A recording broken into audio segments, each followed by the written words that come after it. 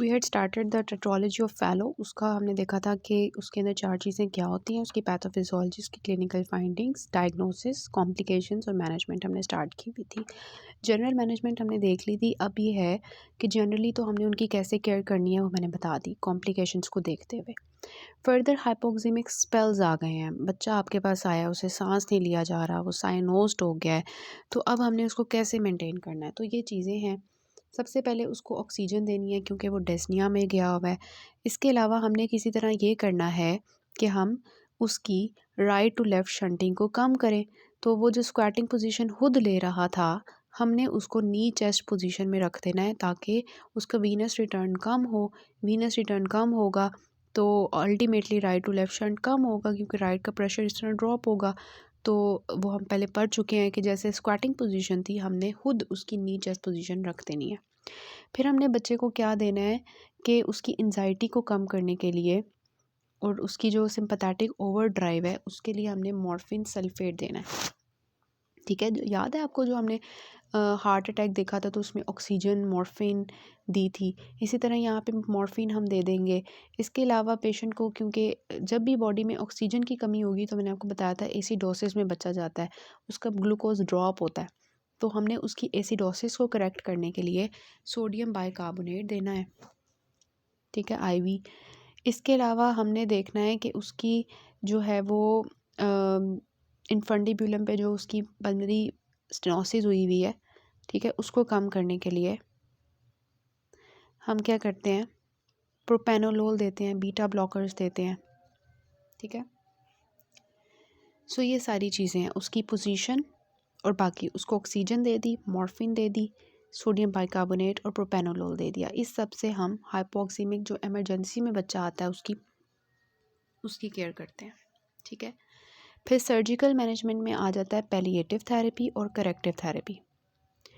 Palliative therapy ये होती है तो उसको हम कहते हैं ब्लैलॉक टॉजिक शंट। पहला हमारा प्रोसीजर होता है पैलिएटिव। मतलब पैलिएटिव ये है कि हमने कहा कि पल्मोनरी स्टेनोसिस हुई हुई है, राइट वेंट्रिकल से ब्लड जो है वो लंग्स में नहीं जा पा रहा, तो हमने किसी तरह लंग्स का जो ब्लड फ्लो है उसको ज़्यादा करना है। तो हम क्या करेंगे इस प्रोसीजर में कि ये जो हमारी सब क्लेवियन आर्टरी है, ये जो सब क्लेवियन आर्टरी आर्च ऑफ एओर्टा से निकलती है, इसका हमने शंट बना देना है किसके साथ, पल्मोनरी वेसल के साथ, पल्मोनरी आर्टरी के साथ, ताकि क्या हो कि जो एओर्टा का ब्लड है वो राइट, ये जो सब क्लेवियन आर्टरी है उसके थ्रू कहाँ चला जाए, पल्मोनरी आर्टरी में। ठीक है, तो पल्मोनरी आर्टरी में जाएगा तो लंग्स का ब्लड फ्लो अच्छा हो जाएगा और फिर वो ऑक्सीजनेट होके अच्छा भला जो है पूरी बॉडी को सप्लाई जाएगा। ठीक है, तो इससे क्या होता है कि पल्मोनरी जो है उसकी फ़्लो अच्छी हो जाती है। लेकिन नुकसान क्या है, देखिए हम जो है वो थोड़ा सा ब्लड जो बॉडी को जाना था उसमें से थोड़ा सा ब्लड जो है वो हम पल्मोनरी लंग्स में भेज रहे हैं ना, तो अब सिस्टेमिक ब्लड फ्लो कम हो जाएगा।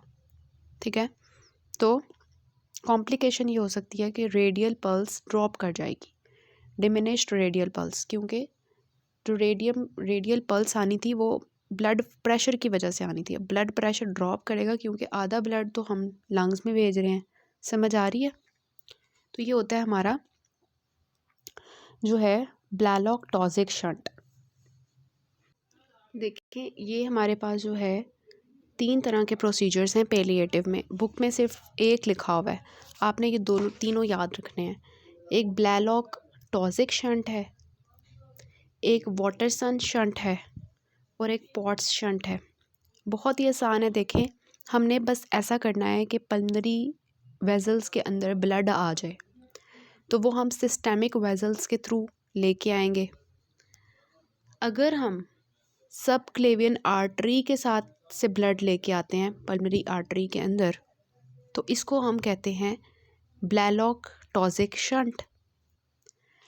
अगर हम असेंडिंग अयोर्टा के थ्रू लेफ़्ट पल्मोनरी आर्टरी के अंदर ब्लड लेके आते हैं, this is descending aorta, this is left pulmonary artery, blood लेके आते हैं तो this is Waterston shunt, Waterston shunt. ठीक है, this is right side, sorry, this is left side. तो असेंडिंग एओर्टा के थ्रू राइट पल्मोनरी आर्टरी में लेके आ रहे हैं तो वाटरसन शंट है। डिसेंडिंग एओर्टा के थ्रू लेफ़्ट पल्मोनरी आर्टरी के अंदर लेके आ रहे हैं तो दिस इज़ पॉट्स शंट। ठीक है, तो असेंडिंग एओर्टा के थ्रू राइट में लेके आ रहे हैं तो वाटरसन शंट है, और डिसेंडिंग एओर्टा के थ्रू लेफ़्ट पल्मोनरी आर्टरी में लेके आ रहे हैं तो पॉट्स शंट है। सब क्लेवियन आर्टरी के थ्रू पल्मोनरी आर्टरी में लेके आ रहे हैं राइट साइड से तो दिस इज़ ब्लैलॉक टॉजिक शंट। तीनों में क्या हो रहा है, पल्मोनरी आर्टरी के अंदर ब्लड आ रहा है, लंग्स की वेजल्स में ब्लड आ रहा है, पल्मोनरी आर्टरी का ब्लड जाएगा लंग्स में, ऑक्सीजनेट होगा अच्छा भला, और लेफ़्ट हार्ट में जाएगा और बॉडी को सप्लाई जाएगा। और क्या होगा, जो पल्मोनरी स्टेनोसिस थी वो भी थोड़ी सी बहुत बहाल हो जाएगी। लेकिन एज सच ये पैलिएटिव सर्जरी है, मतलब कि जस्ट सिम्टम्स को रिलीव कर रही है। This is not definitive surgery. हमें कोई ऐसी सर्जरी चाहिए टॉफ में कि वो करेक्टिव हो, सब कुछ करेक्ट कर दे। तो करेक्टिव सर्जरी क्या होनी चाहिए कि वो जो सारे मसले थे उनको हम ठीक करें। तो करेक्टिव सर्जरी में क्या होगा, करेक्टिव सर्जरी में जो मसला है उसको ठीक करेंगे।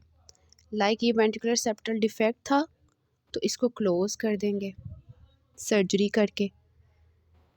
राइट वेंट्रिकुलर आउटफ्लो ऑब्स्ट्रक्शन थी, उसको ठीक कर देंगे, खोल देंगे। ठीक है, खोल देंगे ताकि ब्लड जो है वो यहाँ से लंग्स में इजीली चला जाए। ठीक है, और ये राइट टू लेफ़्ट शंट ना हो, क्योंकि दो मेजर मसले हमने यही पढ़े हैं, पल्मोनरी स्टेनोसिस और वेंट्रिकुलर सेप्टल डिफेक्ट। तो इन दोनों को ठीक करो, सब कुछ ठीक है। तो अब ये है कि पेशेंट को सिम्टम्स आ रहे हैं तो सिम्टम्स को ठीक करने के लिए वो 3 शंट्स जो मैंने आपको बताया वो पैलिएटिव सर्जरी।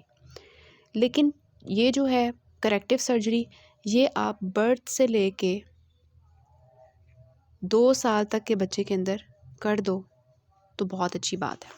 ठीक है, तो बर्थ टू 2 ईयर्स आप ये करेक्टिव सर्जरी कर सकते हो, आपने ये करनी है।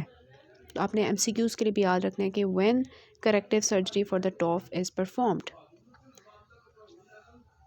तो ये सारी मैंने यहाँ पे सर्जिकल मैनेजमेंट पढ़ा दी है। और करेक्टिव सर्जरी के जो साइड इफ़ेक्ट्स होते हैं वो ये होते हैं कि कंडक्शन डिस्टर्बेंसेस आ जाती हैं, like right bundle branch block, और प्री मेच्योर वेंट्रिकुलर बीट्स शुरू हो सकती हैं। प्रोग्नोसिस क्या है कि डेथ जो है वो टेट स्पेल में हो सकता है। टेट स्पेल क्या होता है, जिसमें पेशेंट जो है, बच्चा जो है, during first 2 years of life उसको ये टेट स्पेल आता है, जिसमें पेशेंट बच्चा जो है बहुत ज़्यादा हाइपरनिक हो जाता है, उसको तेज़ से सांस आ रही होती है, रेस्टलेस होता है, उसकी साइनोसिस होना शुरू हो जाती है पूरी बॉडी में, उसकी रेस्पिरेशन सही नहीं होती। अल्टीमेटली क्या होता है कि उसको साइनोसिस की वजह से सिनकपी हो जाती है। ज़्यादातर जो टेट स्पेल्स होते हैं वो मॉर्निंग टाइप पे होती है, मॉर्निंग सुबह के टाइम होती है, या जब बच्चा बहुत ज़्यादा रोता है तो फिर टेट स्पेल्स शुरू हो जाते हैं। तो इस वजह से माँ का ख्याल रखना होता है बच्चे को रुलाए ना। और स्पेल के वक्त क्या होता है कि जो सिस्टलिक मर्मर आ रहा होता है टॉफ का, जो हमने नॉर्मल सिस्टलिक इजेक्शन मर्मर देखा है, वो ख़त्म हो जाता है।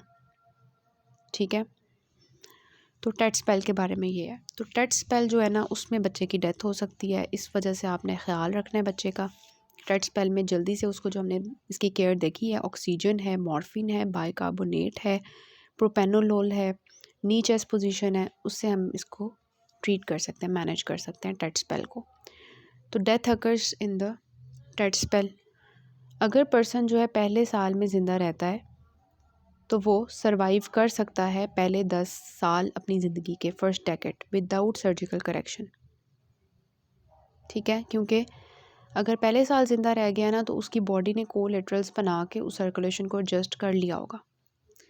ठीक है, और अगर हम स्कूल गोइंग एज से पहले पहले हम कंप्लीट रिपेयर कर लें, करेक्टिव सर्जरी कर लें, तो बच्चा ज़िंदा रह सकता है, गुड सर्वाइवल है।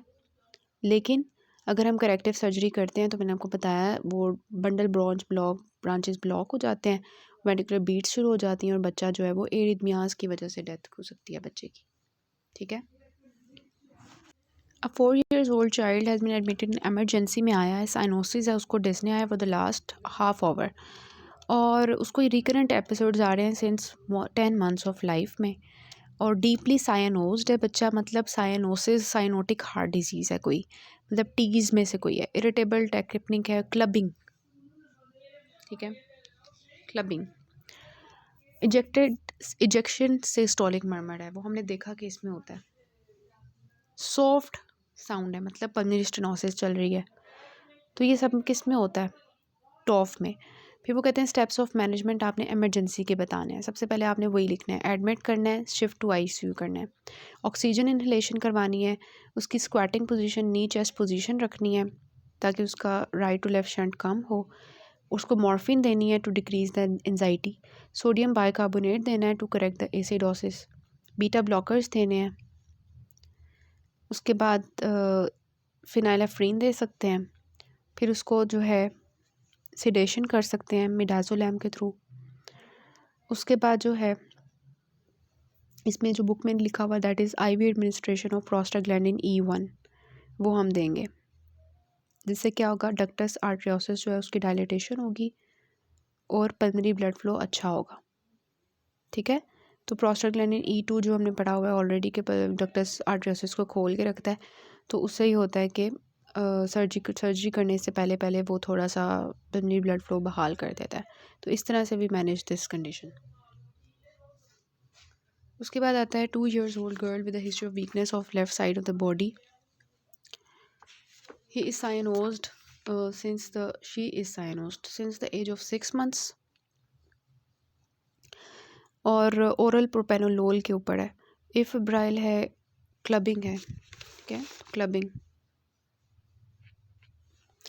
क्लबिंग हो गई। उसके बाद है कि उसको जो है वो हाइपररिफ्लेक्सिया है, no signs of meningeal irritation, CVS revealed ejection systolic murmur. पहले हमने क्लबिंग देखी थी, अब इजेक्शन सिस्टलिक मर्मर देख लिया। और उसके बाद क्या है कि X-ray shows the reduced pulmonary vascularity, तो मैंने आपको उसकी पिक्चर भी दिखाई थी, boot shaped heart with reduced pulmonary vascularity, तो डायग्नोसिस विल बी टॉफ, ठीक है।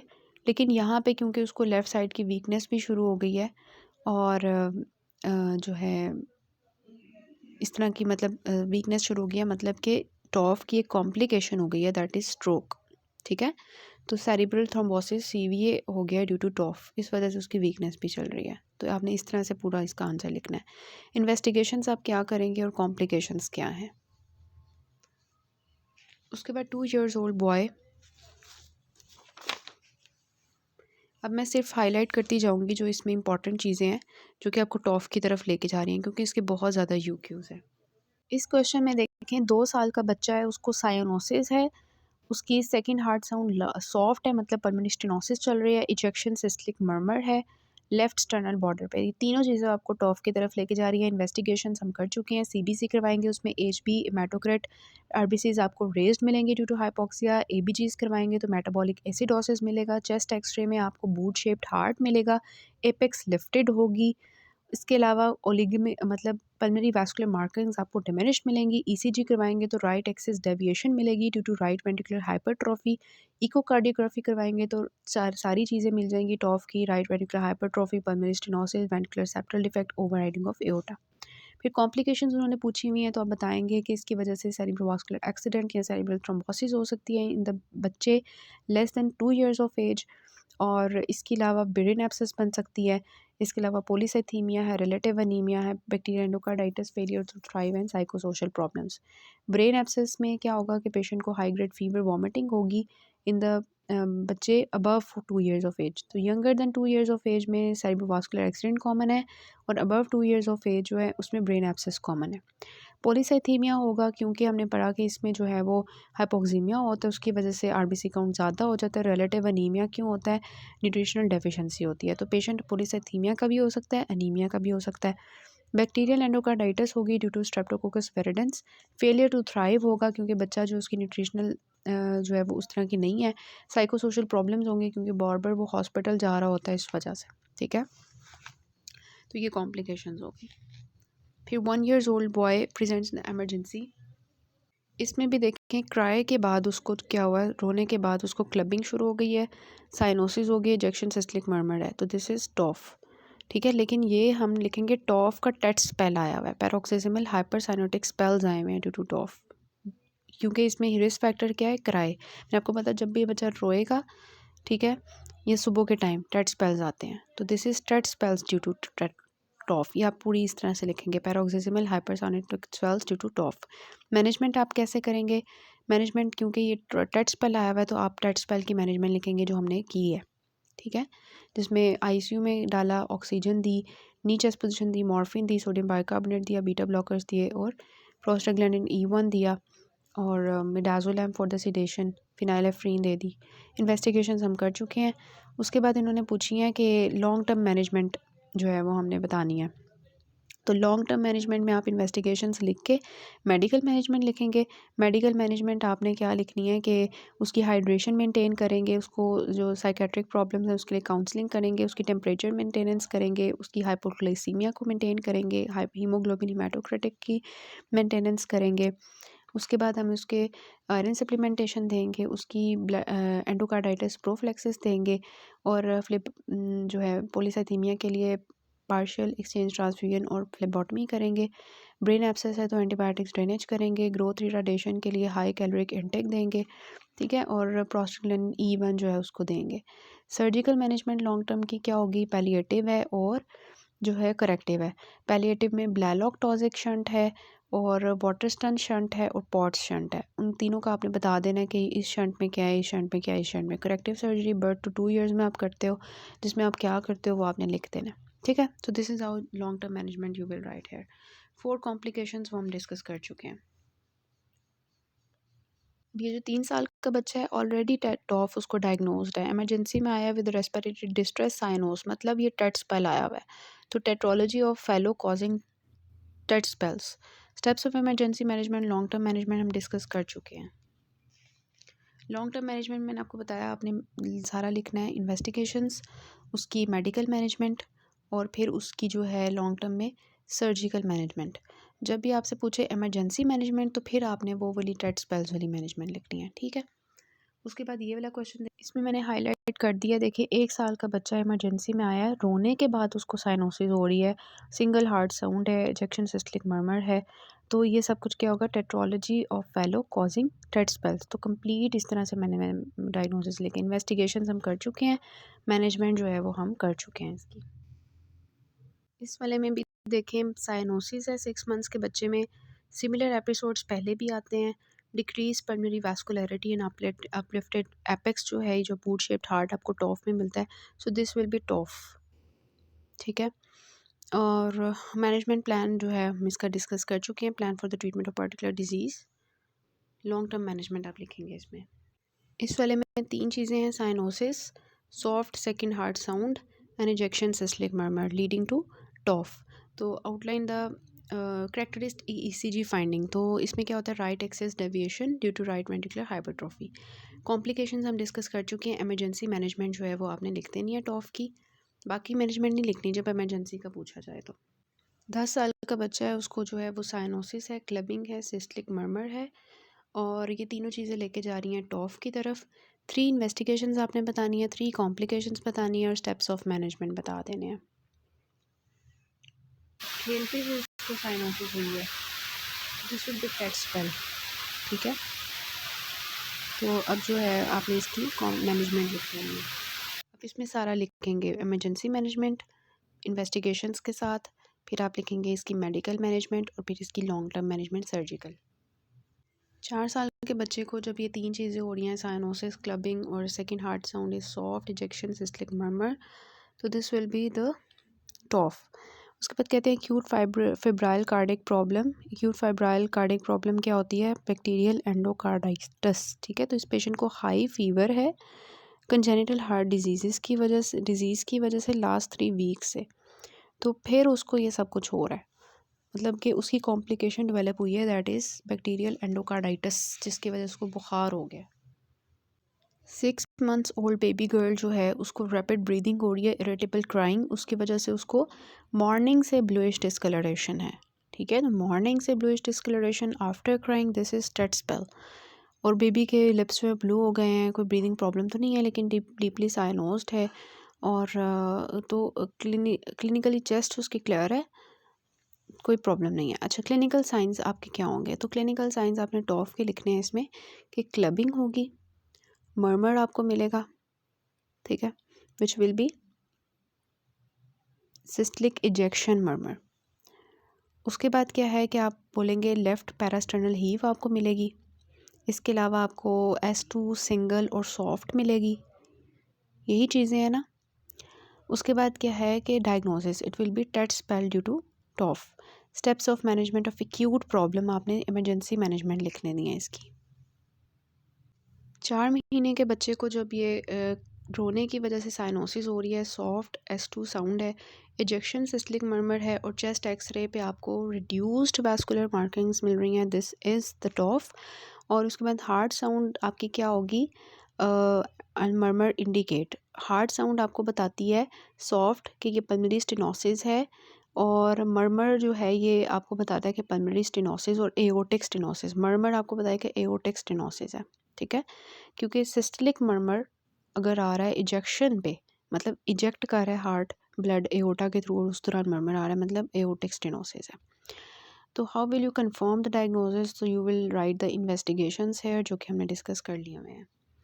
नेक्स्ट देखें, 2 years ओल्ड बॉय, उसको साइनोसिस है, क्लबिंग है, इजेक्शन सिस्टलिक मर्मर है, so this will be the of TOF. उसके बाद 4 इन्वेस्टिगेशंस आपने बता देनी है। फिर 1.5 years ओल्ड फीमेल चाइल्ड है with the cyanotic heart disease. और उसके बाद जो है, जब इसको ये है ना inability to move the right side of the body, so this will be stroke, CVA due to TOF. Investigations आपने लिख देनी है, उनको जस्टिफाई करना है साथ में। इन्वेस्टिगेशंस में आप यहाँ पे स्ट्रोक की इन्वेस्टिगेशंस भी लिख दोगे कि हम लंबर पंक्चर करेंगे, CT एंजियोग्राफी करेंगे, कंट्रास्ट एंजियोग्राफी करेंगे, नॉन इन्वेसिव में CT brain, MRI, MR angiography, EEG जो ब्रेन के लिए होती है। तो ये हमारी साथ में स्ट्रोक की भी इन्वेस्टिगेशंस आ जाएंगी। मैनेजमेंट स्टेप्स हम डिस्कस कर चुके हैं इसके, वो हम कर लेंगे। फिर 2 साल का बच्चा है, उसको साइनोसिस है, क्लबिंग है, इजेक्शन सिस्टलिक मर्मर है, दिस विल बी द टॉफ। उसके बाद इन्होंने इमरजेंसी मैनेजमेंट पूछी हुई है और लॉन्ग टर्म ट्रीटमेंट पूरा पूछा हुआ है, हम डिस्कस कर। So this is all about the tough UQs and the tough topic.